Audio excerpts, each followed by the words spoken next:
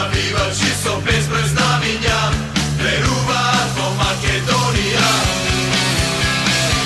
Само за Македонија нека се веат знамиња и нека грбата пани победнички. За тебе Македонијо ќе кренам раце високо, ќе запеам на сиот глас за победа. Само за Македонија нека се веат знамиња и нека грбата пани победнички. За тебе Македонијо ќе кренам раце високо, ќе запеам на сиот глас за победа.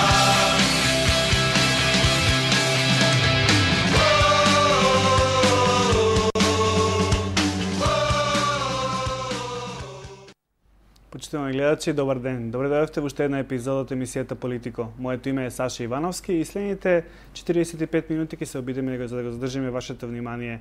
Од тоа ќе им помогне мојата гостинка на вечерва. Тоа е госпоѓата Лиљана Поповска, председател и лидер на Демократска обнова за Македонија. Добро дојдовте.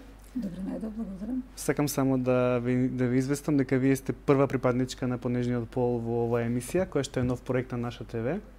Честито за проектот и на мене ми е вообичаено да бидам ледоломец за нови теми, така што и за женските права бев еден од ледоломците. Супер. Значи еве и на ваша Навистина ТВ. имам таа чест да ми бидете прва гостинка, па се надеваме дека ќе го задржиме вниманието на гледачите. Познат сум јас по моите емисии кои што се некогаш на моменти доста, така да кажем, бурни, имаме расправи со гостите, па така можеби ова вечер ќе имаме и со вас така бурна расправа. Така ме подготвувате, Да. Седам цврсто, стабилно сум. Држете се сите, да. Добро. Јас на почетокот би сакала еве на некои наши гледачи кои што можеби не се запознаени со вашата партија, бидејќи сепак вие сте релативно нова партија. 5 години, ни многу ни малку, но веќе стабилизирана Значи, партија. цело време сте дел од коалицијата која што владае во Македонија. Вие сте Освен 2006 кога одевме самостојно на избори, освоивме гласови за тројца пратеници, влезе еден пратеник, јас влегов, нели, поради распоредот на изборните единици и после наследните избори 2008 бевме заедно и сега исто така. Значи, бевте тогаш во постизборна коалиција. Постизборно бевме, да, 2006.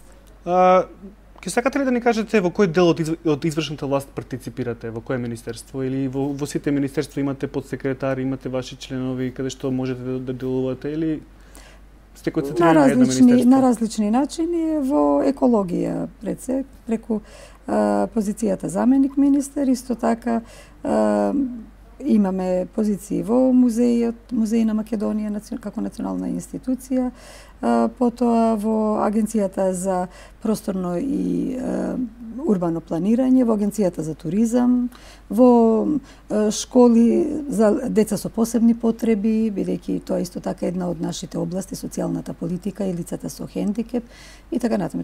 Значи, тоа е одредено учество колку за еден пратеник во собранието. Ако не се лажам, генерално правило на сите зелени партии, а вие стремите кон тоа да бидете зелена партија во Македонија. Да, ние сме дефинирани по статут како зелена партија.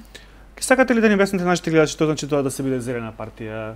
Бидејќи тоа е сепак новост во Македонија. Да, во Македонија, на Балканот воопшто, а и во европски рамки тоа е политички гледано опција која што постои последниве 30 на години максимум и постепено напредува. Секаде почнала со еден пратеник, со по некој советник. Ние веќе имаме еден пратеник, 22 советници, еден градоначалник, што затоа велам за 5 години тоа е ни многу ни малку, веќе една одредена зрелост на една партија.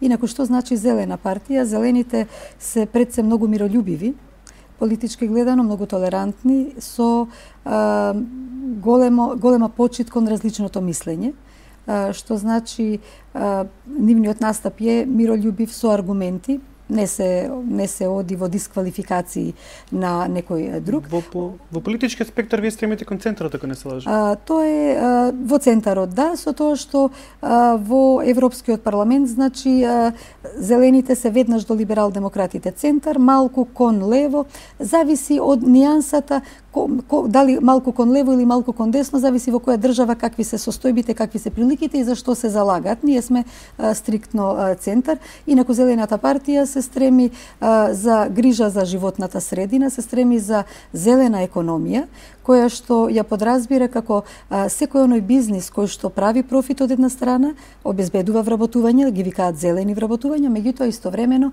не ја загадува животната средина и не го загрозува здравието на луѓето. Зелени бизниси, зелена економија се и сите работи поврзани со производство здрава храна и туризмот, посебно екотуризам, етнотуризам, рурален туризам, значи не масовен туризам закопан во бетон. Понатаму во зелена економија се исто така употребата на обновливите извори на енергија, тоа се вода, ветар, сонце, геотермални води, биомаса.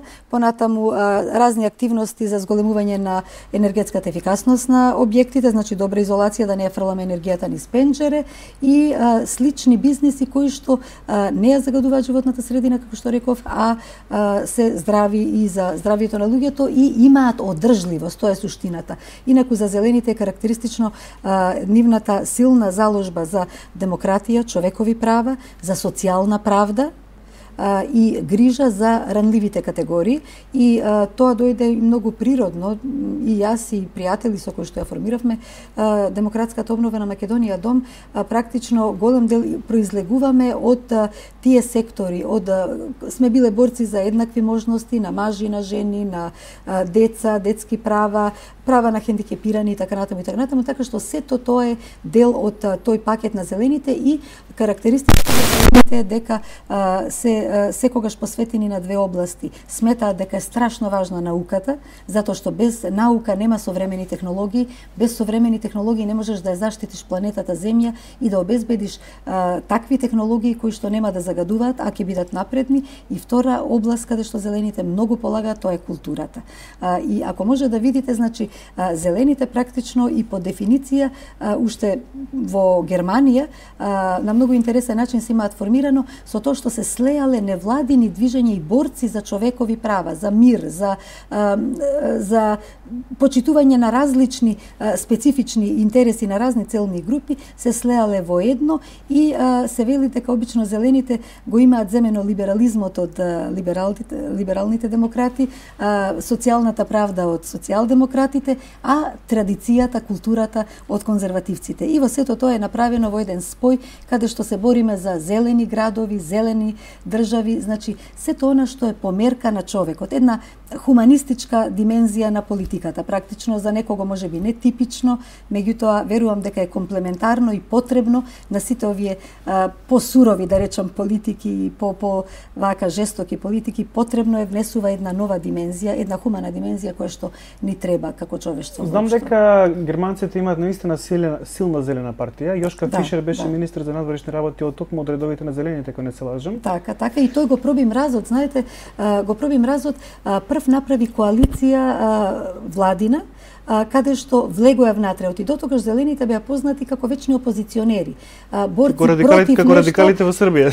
Па не во таа смисла, не. Во позитивна смисла борци за нешто, за некои идеали, меѓутоа сметаа дека ако влезат во влада дека ќе се извалкаат и ќе се искорумпираат. Но се покажа дека не е така. Јошка го проби мразот, влезе во владата на Германија и тој успеа да внесе ја внесе зелената политика како владина политика за прв пат. И прв пат зелените стандарди за еколошки влегоа во законската регулатива на Германија, а подоцна како членка на Европската унија преку Германија и воопшто во Европската унија и сега веќе тоа се стандарди како што има стандарди за човекови права, за демократија и така натаму и така натаму. Ајде да видиме, бидејќи рекате дека сте 5 години на некој начин дел од македонската влада, дали ќе можете да ми се пофалите со конкретни мерки, конкретни работи кои што се влијание ваше како зелена опција во Македонија?